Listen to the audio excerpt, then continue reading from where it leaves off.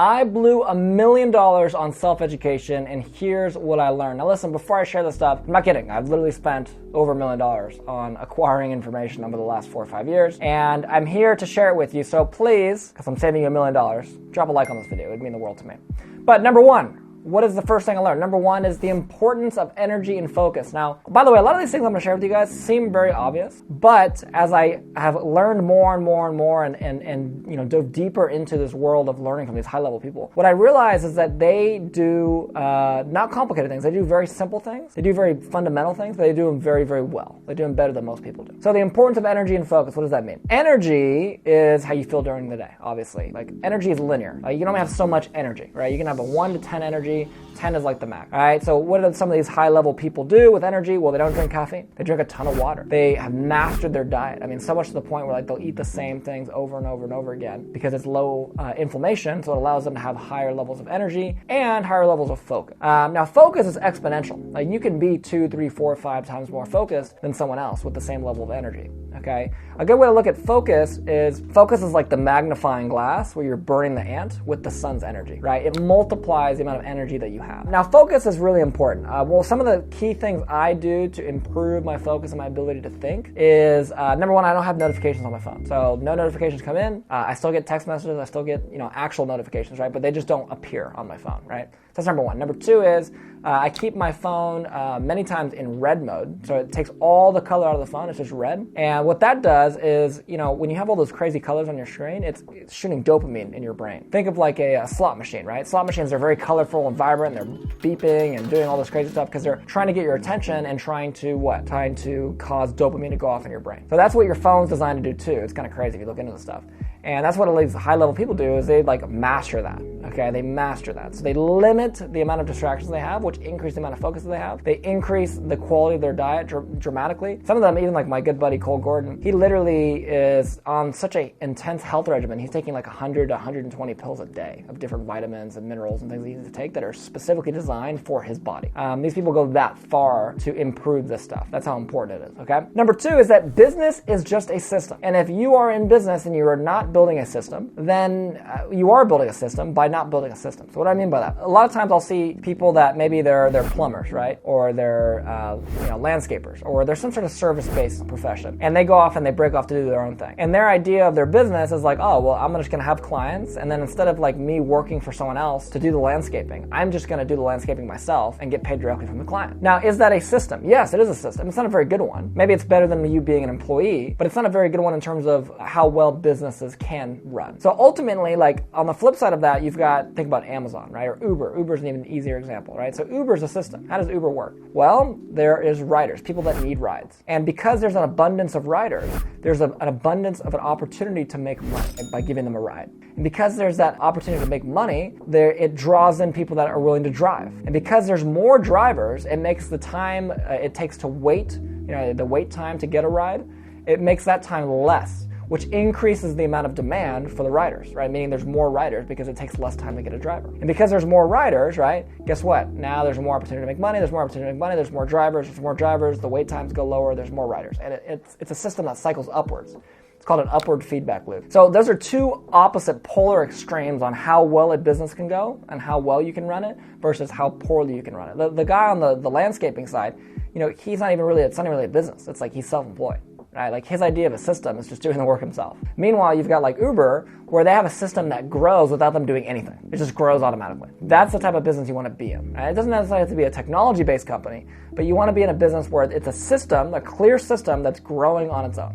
Okay, or at least growing with very little effort. So that's number two. Now, before I get into number three, I want to share this. Like, I've spent $1 million on self-education programs, and you guys know I do have some education courses that we sell, but every once in a while I like to give some of them out for free on some videos. So if you're one of the first few people watching this video, underneath there'll be a link to a Google form. If you're one of the first 3 people to fill it out, we will send you access to a course for free, right, that we normally charge for, thousands of dollars for, but you'll get that for free.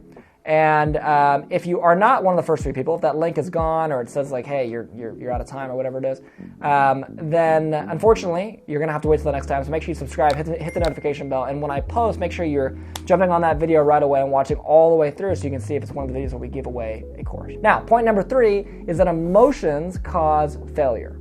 And this is something that I've struggled with a lot, right? Is that, at the end of the day, we have three parts of our brain. We have our upper brain, which is called our neocortex. We have our midbrain, which is called our limbic system, and we have our lower brain, which is called our brainstem. And by the way, I'm vastly generalizing our brain. Our brain's much more complicated than that, but just for the idea, right? There's three parts of your brain: your upper brain, middle brain, bottom, brainstem. Now, the middle part of your brain, your limbic system, acts as a filtering system. So information comes in through the senses. It comes in through, your hearing, your sight, your taste, your smell, right? All your senses, and or, by the way, your thoughts. You don't even have to. It doesn't have to be from outside. It can just be from inside your brain, right? But that information goes into the limbic system. And what happens is the limbic system decides, well, is this something I need to send to my upper brain, or is this something I need to send to my brain stem? Now, your brain stem is fight or flight. So your brain stem is like it controls your blood pressure, how fast your heart's beating, your breathing, all those different avenues, right? And it also releases cortisol and all the hormones and all that. And so it controls your stress and your anxiety and your depression, all these different things.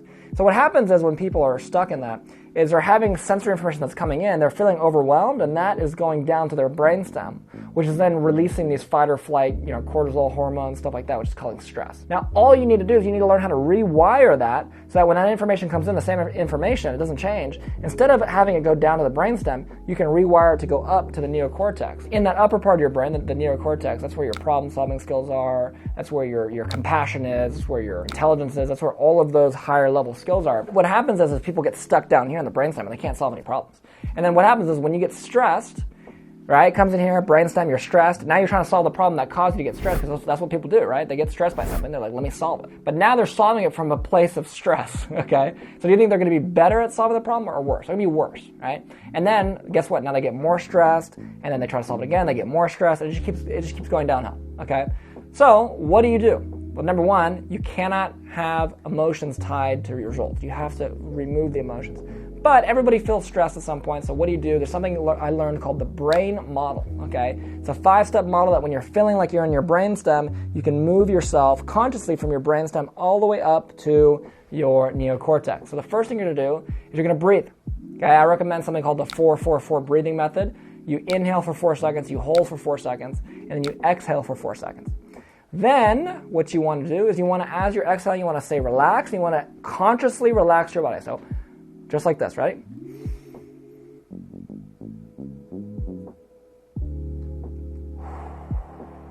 Relax, right? And now I'm relaxing my body, okay? So that's brain, B-R, right? Relax.